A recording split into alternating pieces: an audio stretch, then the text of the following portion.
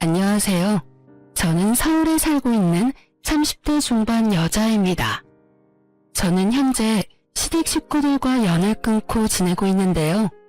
사연을 듣다 보니 문득 어처구니 없었던 시댁 인간들의 행실이 떠올라 이렇게 사연을 보내봅니다. 저와 남편은 중학생 때 같은 학원을 다니던 가깝지도 멀지도 않던 친구 사이였어요. 그저 지나가다 마주치면 반갑게 인사하는 그 정도 사이였죠. 그렇게 알고 지내던 남편과 저는 고등학생이 되면서 자연스럽게 각자 갈 길을 가게 되었어요. 그렇게 대학에 가고 지금 다니는 회사에 취업을 하게 되었고 그곳에서 남편을 우연히 다시 만나게 되었죠. 그렇게 저희는 가깝게 지내게 되었고 처음엔 반가운 친구 사이로 지내던 저희는 자연스럽게 연인 사이가 되었고 결혼 약속과 함께 상견례를 하게 되었어요. 아주버님은 남편과 쌍둥이였는데 남편과 마찬가지로 같은 학원에 다녔던 터라 상견례 자리에서 저를 보고 엄청나게 반가워해 주더라고요.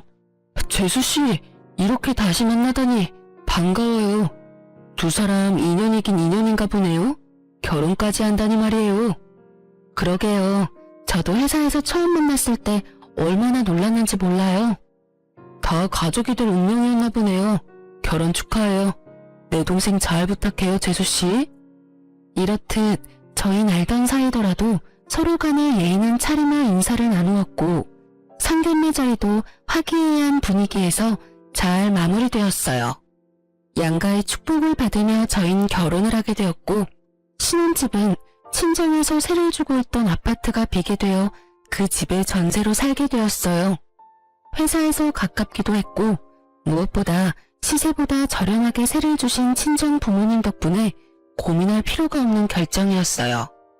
그렇게 저흰 평범한 결혼 생활을 이어나갔고 포용력이 넓은 남편 덕분에 크게 싸울 일 없이 잘 지냈어요. 그러던 어느 날 저는 출근을 하고 남편은 연차를 써 쉬는 날이었어요. 남편은 제가 출근하는 시간에 맞춰 일어나 저를 회사에 데려다주고 형을 만나러 간다고 하더라고요. 마침 형도 오늘 쉰다고 하면서요. 그래서 전 알겠다고 했고 남편은 마칠 때 데리러 오겠다고 하며 손을 흔들더라고요.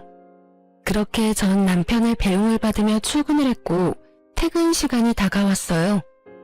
다와 간다는 남편의 연락에 회사 앞에서 기다리고 있는데 기다리는 남편의 차는 오지 않았고 이상한 차가 제 앞에 멈춰서더라고요. 그 순간 창문이 열렸고 운전석에 앉은 남편이 타라고 하더군요.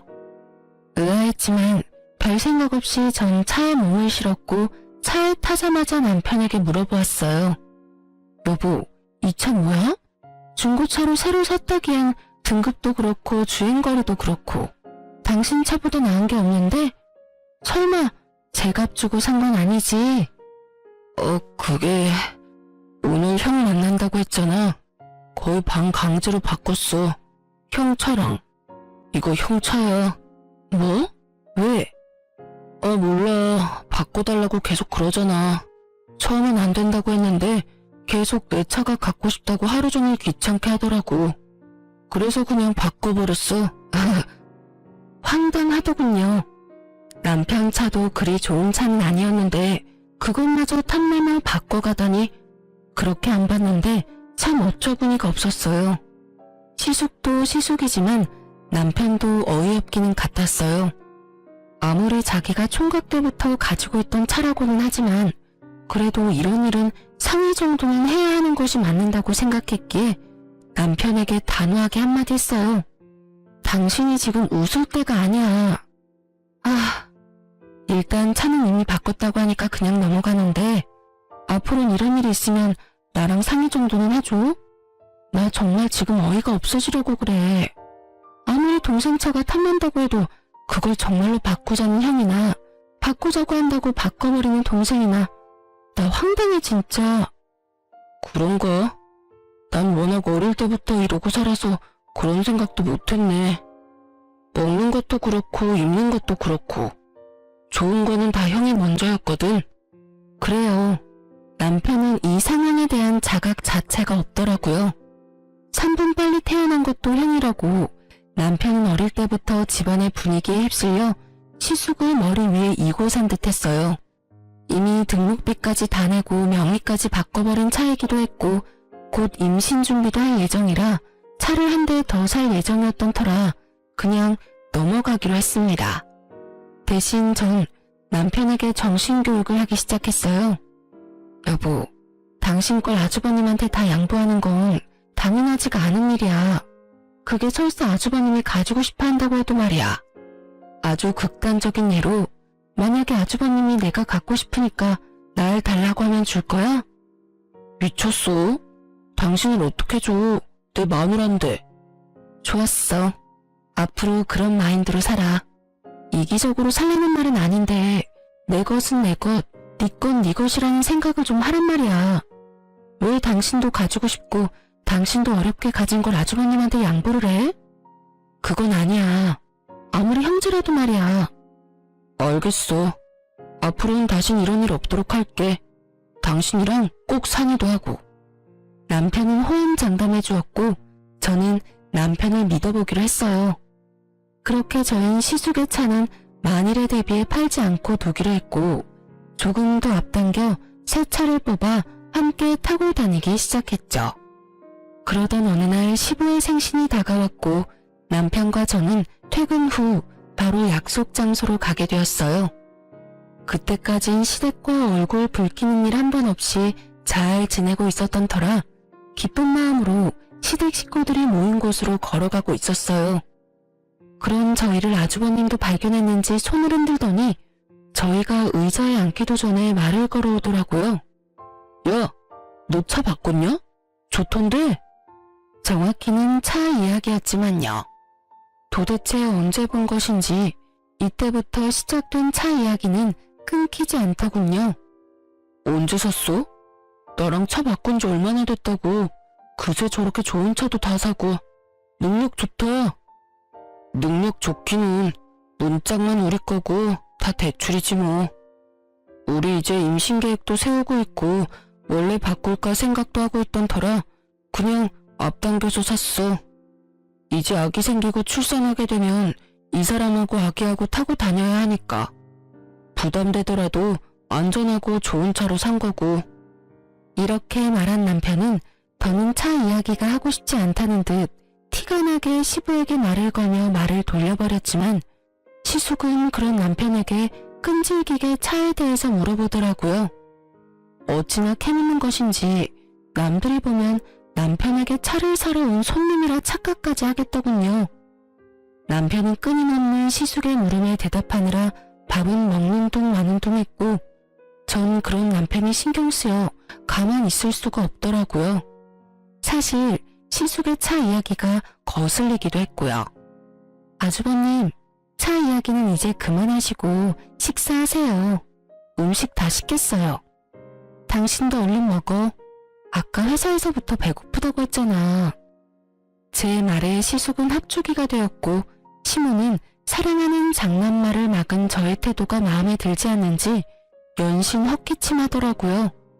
그것도 저를 노려보다시피 하면서요.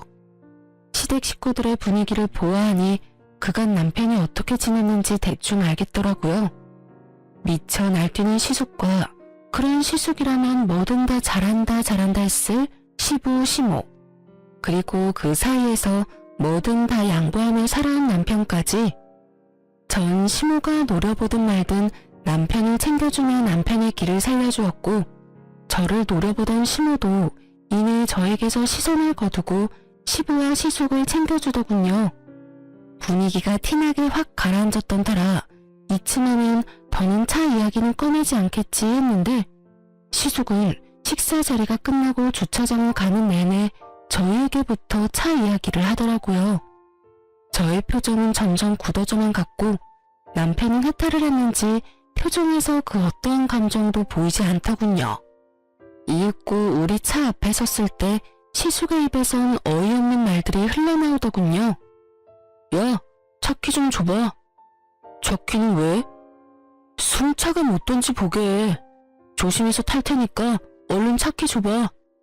전 제 두기를 의심했어요. 차 키를 맡겨둔 것도 아니고 어쩜 저렇게도 당당하게 차키를 달라고 하는 것인지 도무지 이해가 되지 않더라고요. 시숙도 시숙이었지만 더 어이없는 건 시부시모였어요. 시숙이 차키를 달라고 하니 말리기는커녕 고개까지 끄덕이며 남편에게 차키를 내놓으라고 하는데 헛웃음이 나려고 하더군요. 전 혹시나 남편이 바보같이 차키라도 주면 어떻게 해야 하나 싶어 남편을 보았고, 남편은 여전히 감정이라고는 없는 표정으로 말했습니다.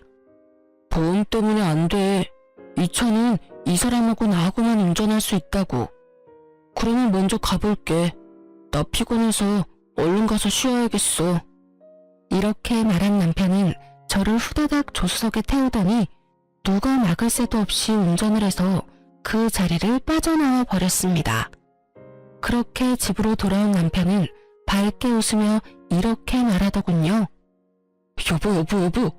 당신 말대로 했더니 속이 다 후련한 거 있지? 나 사실은 이때까지 살면서 좀 억울한 적도 있었는데 양보해야 한다고 워낙 그러니까 그게 맞는 줄 알았거든? 그런데 아니었나 봐.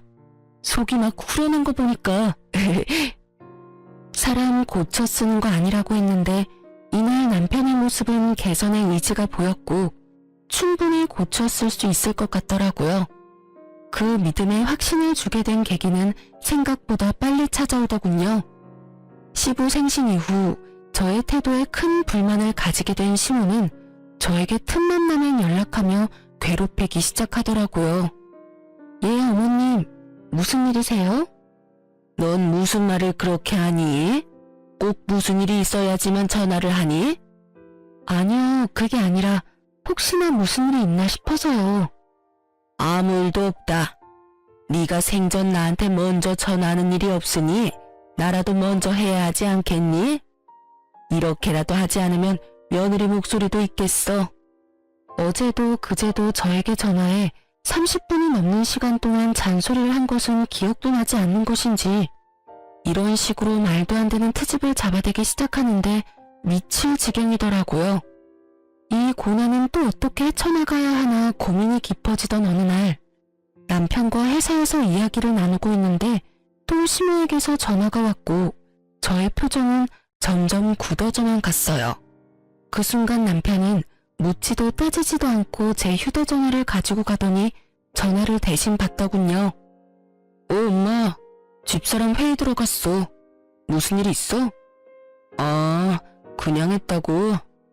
난 또 회사에 있을 시간인 거 엄마도 뻔히 알 건데 전화 오길래 무슨 급한 일 있는가 싶어서 대신 받았더니 엄마, 앞으로는 급한 일이나 할 말 있으면 나한테 전화해. 집사람 요즘 회사에서 중요한 일 맡게 돼서 바빠. 알겠지? 그럼 끊어 엄마. 이러고 전화를 끊어버리는데 통쾌한 건 둘째치고 얼마나 든든했나 몰라요. 이렇게까지 제 편이 되어줄 거라고는 생각도 못했는데 시댁 복은 없었어도 남편 복은 있다는 생각이 들며 참 고맙더라고요. 그렇게 시모에게선 더는 연락이 오지 않았고 평범한 하루하루를 보내고 있었어요. 그러던 어느 날 시숙의 결혼 소식이 들려오며 상견례 날짜가 정해졌다며 집으로 오라고 하더군요. 날짜 정도는 전화로 말해주면 될 텐데 굳이 집으로 오라고 하니 조금 의아한 마음도 있긴 했지만 생각해보니 얼굴 뵌 지도 오래된 것 같아 좋은 마음으로 겸사겸사 시댁으로 가기로 했어요. 남편과 저는 함께 퇴근하고 시댁으로 향했고 시댁에 도착하니 왜인지 모르게 분위기가 무겁더라고요. 원래라면 너스레를 떨며 장난을 걸어와야 하는 시숙이 조용한 것도 그렇고 묘하게 제 눈치를 살피는 시부 시모도 그렇고요. 남편은 무언가 알지 않을까 하는 마음에 남편의 눈치를 살피니 남편 역시 아무것도 모르는 눈치더라고요. 그렇게 식사는 시작되었고 밥이 입으로 들어가는 것인지 코로 들어가는 것인지 알 수 없는 그야말로 체할 것만 같은 식사 자리가 계속되고 있었어요.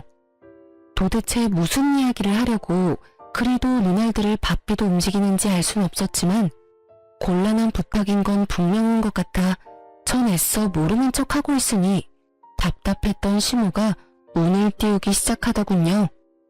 이야기 들었지? 우리 상남이 드디어 결혼을 한다는구나. 상견례는 이번 달 마지막 주말에 하기로 했어.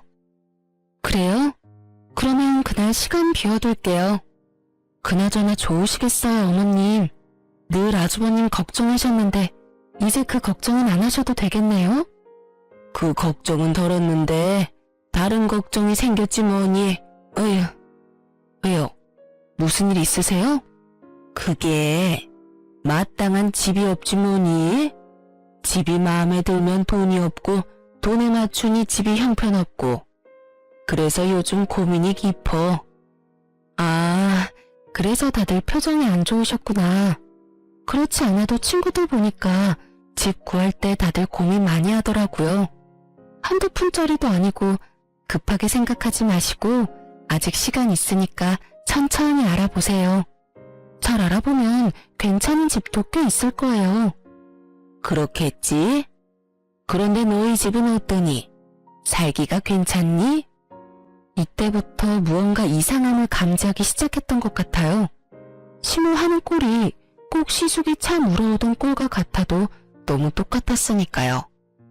그래도 설마 저희도 전세로 사는 집인데 눈독을 들이는 걸까 하는 생각이 들었고 그저 저희 아파트에 매물이 났는가 보다 하고 생각했어요. 그래서 전 최대한 솔직하게 말했습니다. 신축은 아니긴 하지만 주변에 상가들도 많고 교통편도 좋아요. 무엇보다 회사가 가까워서 저흰 만족하면서 살고 있어요. 제가 이렇게 말하자 시모는 갑자기 제 손을 꽉 잡고 눈을 반짝이며 촉매를 드러내기 시작하더군요. 아가, 그래서 하는 말인데 그 집 우리 장남이 좀 살면 안 되겠니? 너희가 살고 있는 그 집 우리 장남한테 좀 양보해 주렴. 네? 그게 무슨 말이세요? 말 그대로야. 너희가 사는 집 우리 장남한테 좀 주렴. 어차피 그 집 너희 친정집이라고 했잖니.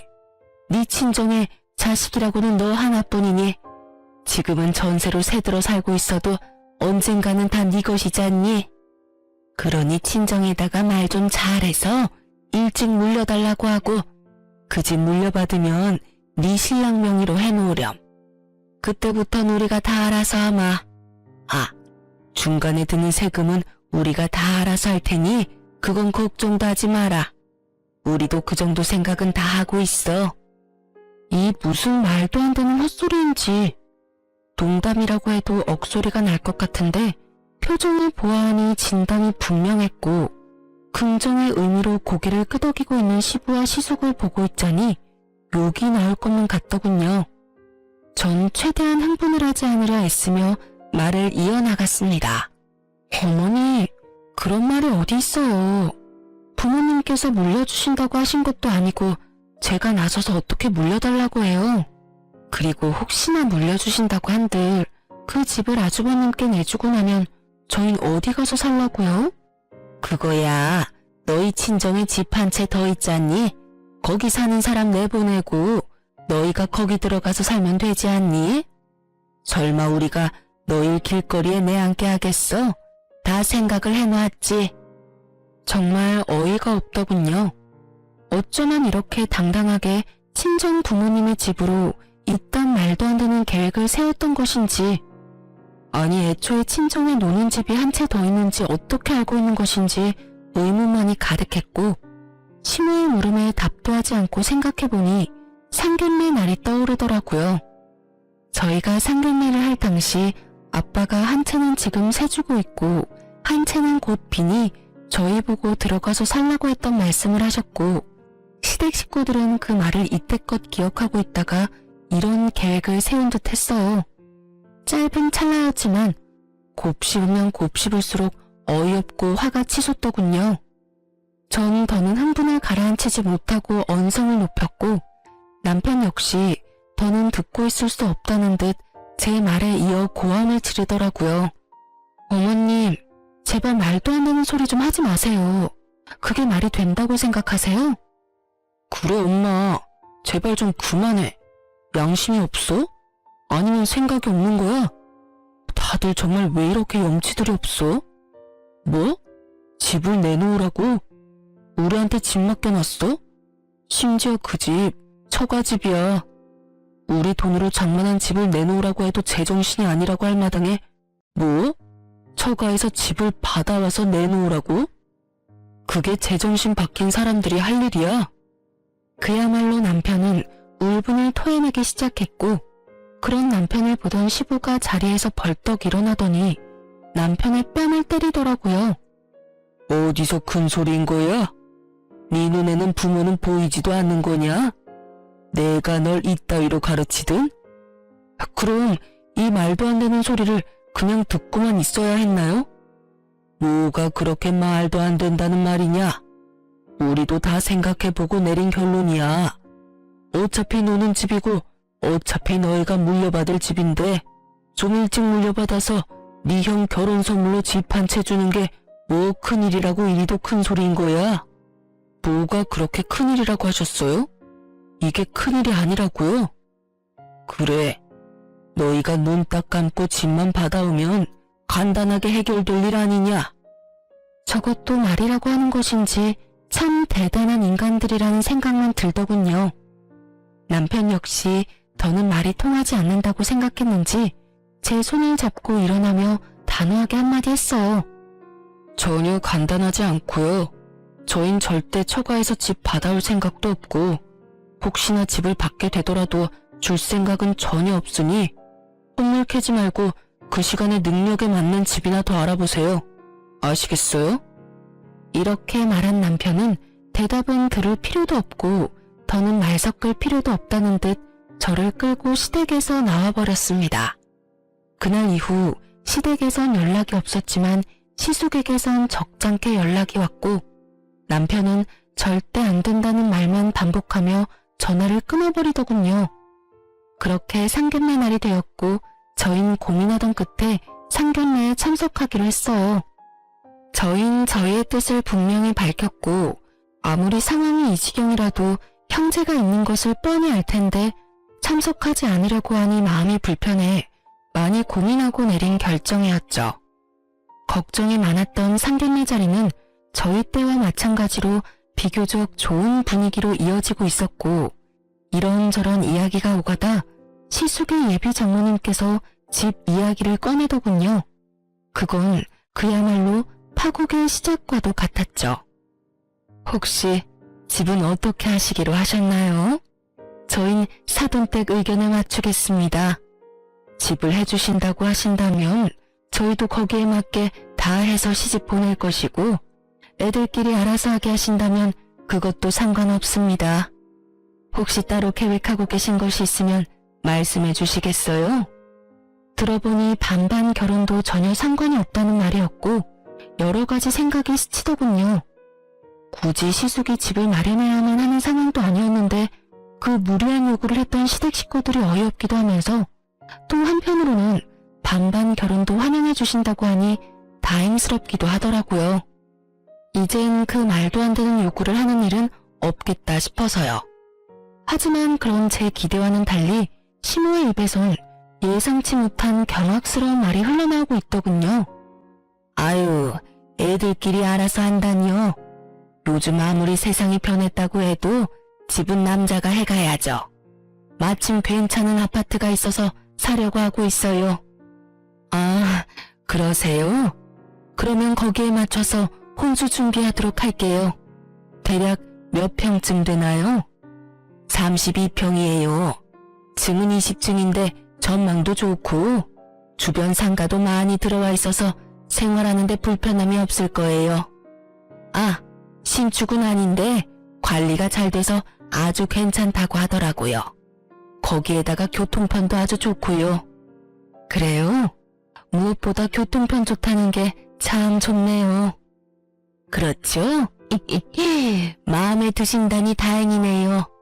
조만간 살던 사람들이 나갈 예정이니까 정리되는 대로 같이 보러 가시죠. 그래도 집은 한번 보셔야 하지 않겠어요? 빠른 시일 내에 연락 한번 드릴게요. 이렇게 말하면서 저를 쳐다보며 미소 짓는데 딱 알겠더라고요. 20층 32평? 인프라 형성이 잘 된 신축은 아니지만 관리가 잘 된 아파트. 그곳은 바로 저희 집이라는 사실을요. 그래요.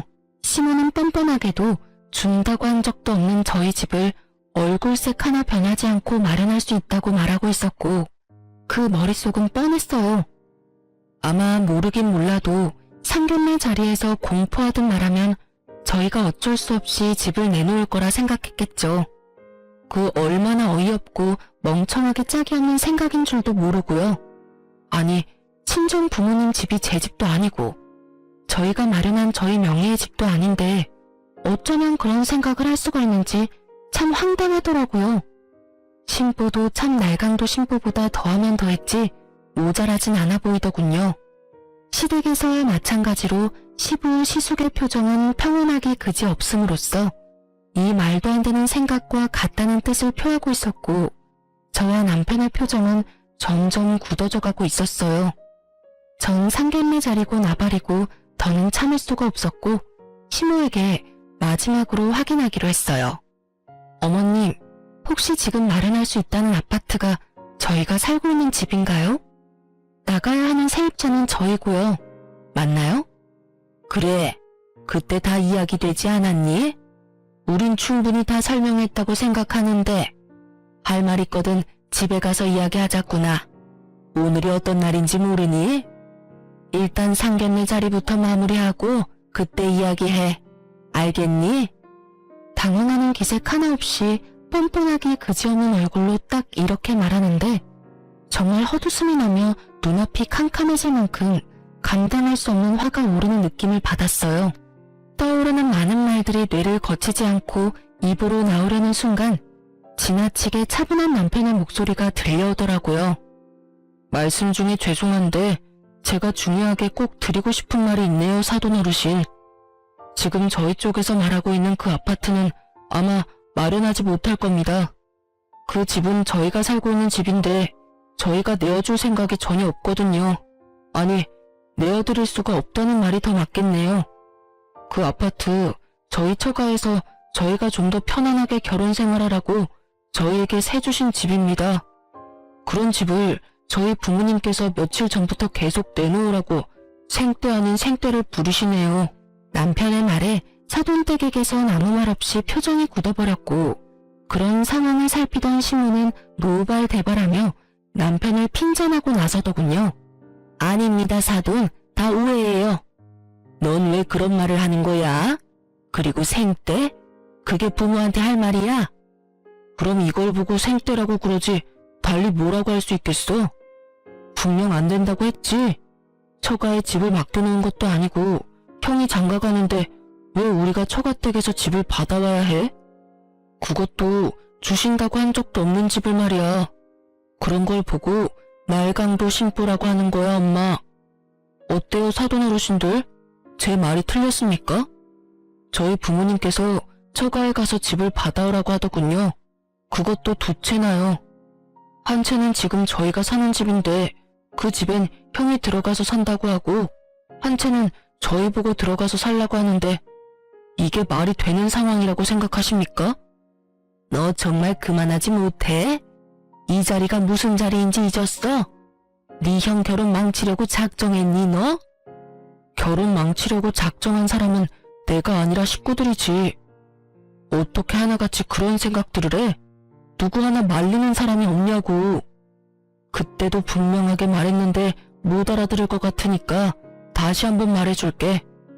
우린 절대로 처가에 집 달라고 할 생각도 우리가 사는 집 내줄 생각도 없으니까 쓸데없는 꿈 꾸지 마.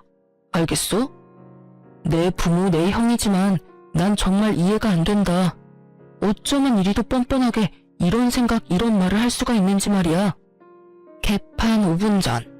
딱 이 말에 어울리는 분위기가 되고 눈알이 튀어나오게 남편을 노려보며 씩씩거리는 시부 시모와 자신의 예비 처가 식구들의 눈치를 살피는 시숙.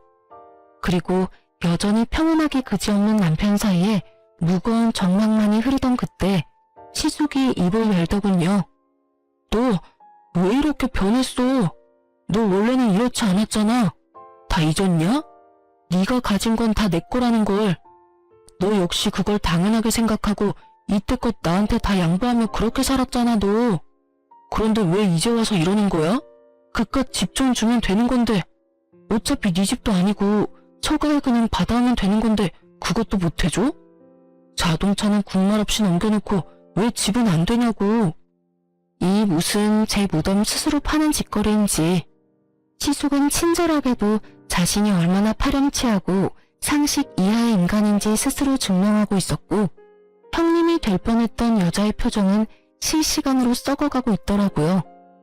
여자의 표정은 보이지도 않는 것인지 시숙의 말도 안 되는 생떼는 계속되고 있었고, 그런 시숙의 말을 듣고만 있던 남편은 긴 한숨을 쉬더니 말하더군요.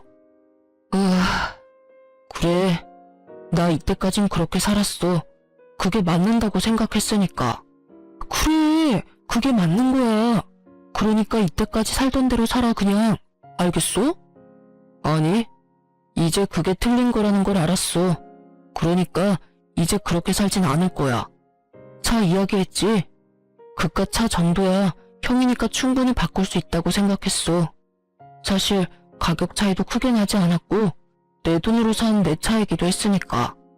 가족끼리 그 정도는 충분히 해줄 수 있다고 생각했다고. 하지만 집은 엄연히 달라. 그 집은 내 집도 아니고 내 돈은 10원짜리 하나 들어가지 않았으니까.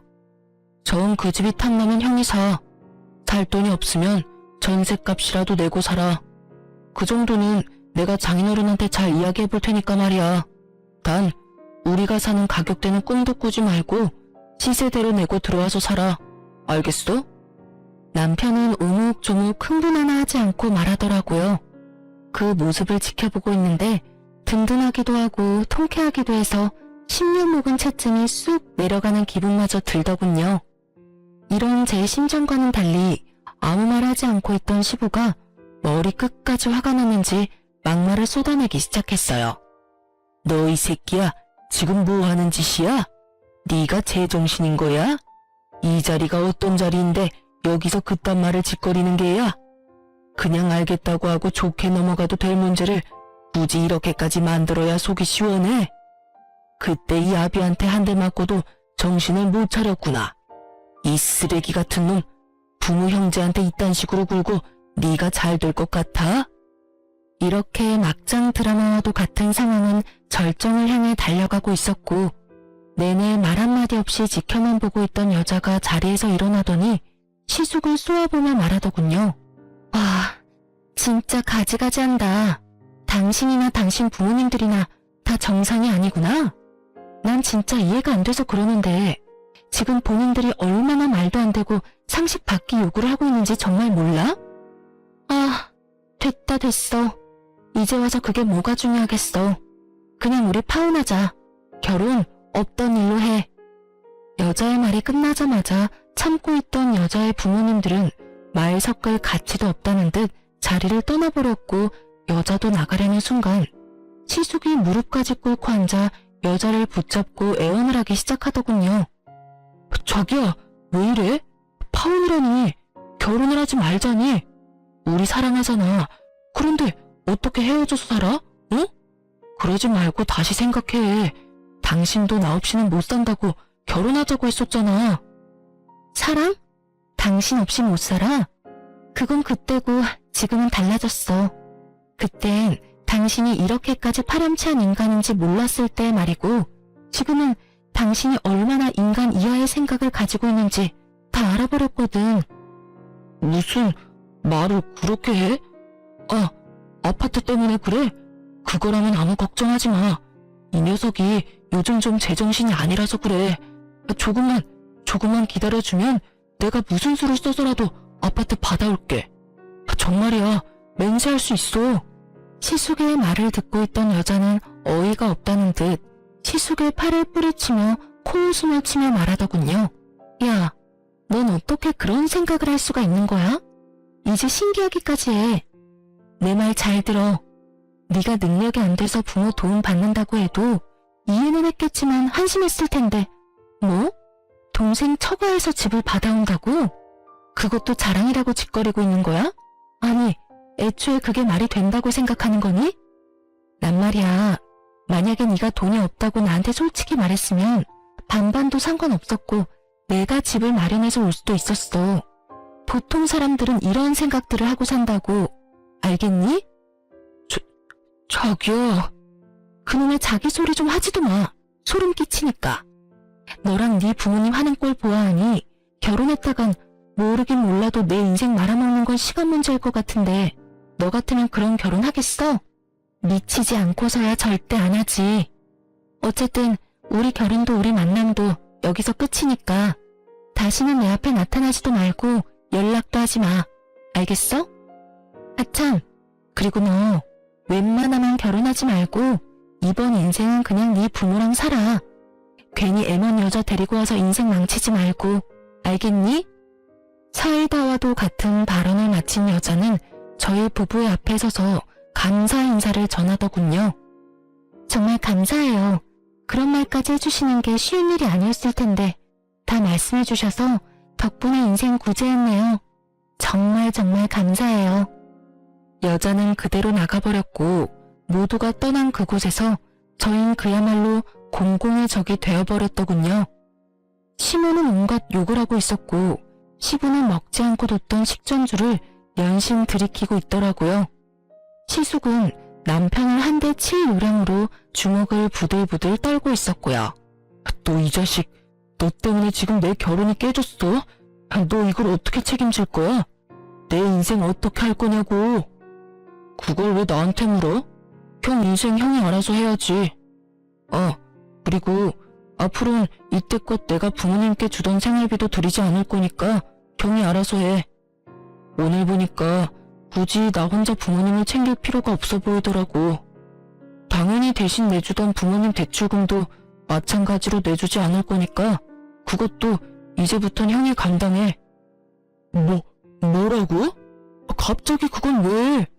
내가 돈이 어디 있어? 그럼 나는 돈이 차고 넘쳐서 부모님 드린 줄 알아. 나도 다 회사에서 일해서 번 돈으로 드린 거니까 형도 월급 받은 걸로 보태드려. 잘난 장남이 이제부턴 알아서 하라고. 못난 차남한테 바라지 말고.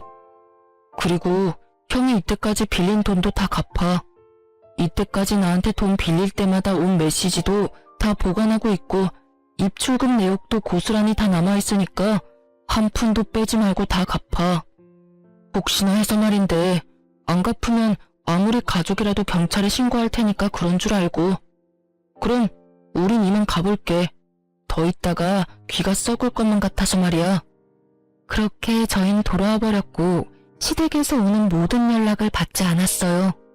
시숙은 예상대로 돈을 갚을 생각이 없어 보였고 남편은 그런 시숙을 경찰에 신고를 해버렸어요. 처벌을 할 생각까진 없었지만 겁을 주기 위해 하는 신고라고 하더군요.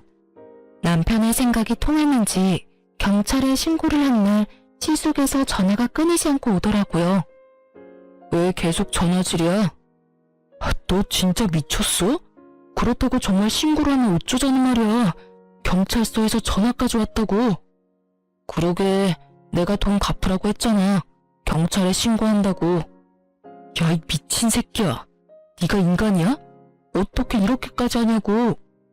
이렇게까지 해야 형이 내 돈을 갚을 것 같더라고.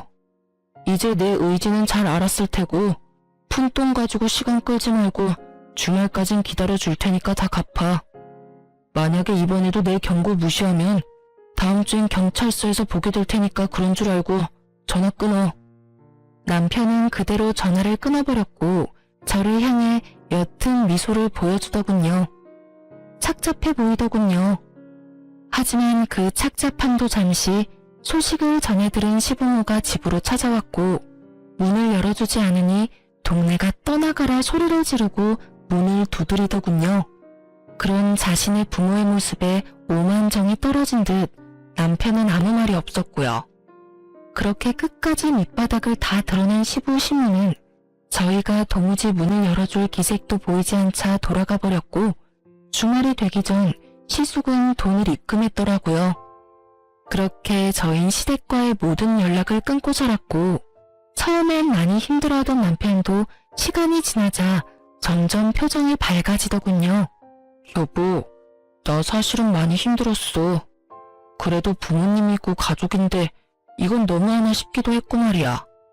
그런데 지금 생각해보니까 왜 진작 그러지 않았나 싶을 정도로 홀가분하고 행복해. 내가 진작 이런 결단을 내렸어야 했는데. 그랬다면 당신이 그런 일을 겪지 않아도 됐을 텐데. 미안해. 당신이 미안할 게 뭐 있어. 난 당신이 그런 결정을 내려준 것만 해도 고맙고 미안하고 그래. 그나저나 당신 집에선 더는 연락 없어? 응. 요즘엔 조용하네. 그거 참 다행이라고 하려는 순간 양반은 못 되는지 시모에게서 전화가 오더군요. 한동안 뜸했던 시모에게서 온 연락이라 남편은 잠시 고민을 하다 전화를 받았고 시댁은 그야말로 파탄이 나 있더군요. 무슨 일이야? 이제 다신 연락하는 일 없는 줄 알았는데. 아들, 엄마 아빠 좀 살려줘. 우리가 다 잘못했어. 왜 나한테 그런 말을 해? 그 잘난 장남은 어떻게 하시고. 그게 그놈 집 나갔어. 글쎄 네가 보태주던 돈을 다 자기가 내야 한다고 생각하니까 그게 아까웠는지 갑자기 독립을 한다고 하면서 짐을 싸서 나가버렸지 뭐야. 그리고 연락조차 안 된다. 그래서? 그래서라니? 너도 알다시피 우리한테 돈이 어디 있어? 이 집 마련하느라 그나마 있던 돈도 다 쓰고 집 대출금만 남은 거 너도 알잖니? 이제 와서 일을 할 수도 없는 노릇이고.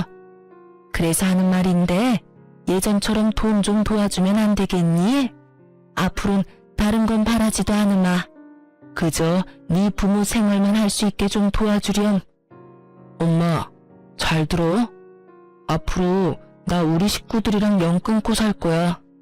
자식으로서의 도리는 충분히 했다고 생각하고 있지만 상황이 이러니 형한테 돌려받은 돈 엄마 줄 테니까 급한 불 붙었고, 그게 내가 엄마한테 마지막으로 해주는 도리니까 그런 줄 알고.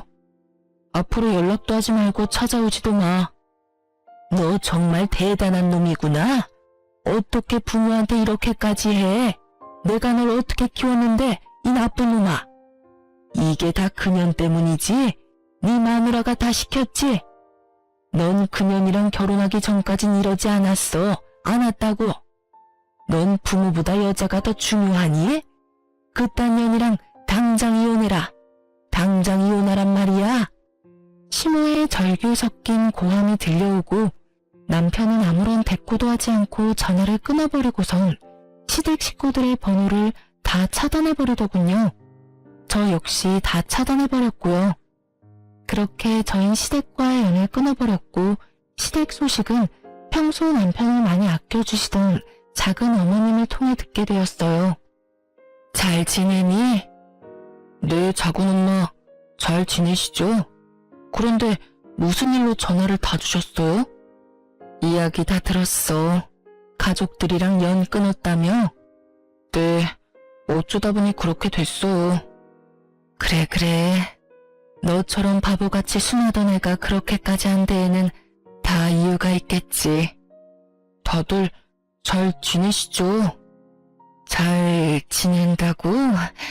잘 지내기보단 드디어 정신 차리고 살고 있지. 너하고 연락도 끊기고 돈 넣을 구멍이 없으니까 글쎄 네 부모들이 네 형 회사에 찾아갔다고 하더구나. 회사 앞에서 자리 퍼질고 앉아서 울고불고 하니까 사람들 몰려서 구경하고 난리였나 봐. 그 사람 많은 회사 앞에서 네 형이랑 네 부모랑 큰 실랑이가 일어나고 네 형이 결국 네 부모님들을 내팽개치다시피 하고 도망쳤다고 하더구나. 그러니 어떻게 됐겠어? 입 달린 것들은 다 한마디씩 하고 부모 버린 자식이라고 회사의 소문이 파다하게 다 퍼졌을 거야.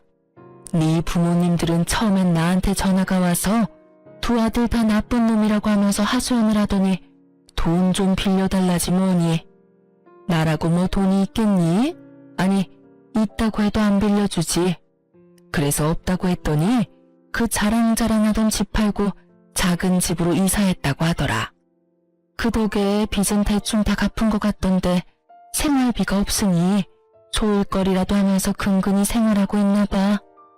그러니 이제라도 정신 제대로 차린 거 아니겠어? 제가 참 뭐라고 해야 할지 모르겠네요. 저 역시 부모 버린 건 마찬가지니까요. 그런 말 하지 마라. 내가 말했지? 너 같은 애가 그렇게까지 했을 땐 다 그만한 이유가 있을 거라고. 내가 처음 시집 왔을 때 네가 3살이었어. 넌 그때부터 몇 분 일찍 태어난 형도 형이라고 얼마나 눈치를 살피던지. 그 어린 게 뭘 안다고 그렇게 했겠어? 다 네 부모가 그렇게 강요하면서 키웠으니까 그랬지. 난 네가 이렇게 해주길 내심 바랬단다. 그러니 그런 죄책감은 가지지 말려무나. 살다가 더 많이 살아가다가 네 마음도 많이 누그러지고 네 부모님들도 반성 많이 하면 그때나 돼서 한번 찾아뵙거라. 그러면 되는 거야. 그렇게 말씀해 주셔서 감사해요. 그래. 이런 말하기 그렇지만 이제라도 연 잘 끊었다. 이제부턴 네 가정 잘 꾸리고 살아가. 이제 네 가족은 네 집사람이니까 행복하게 해주렴. 네, 작은 어머니.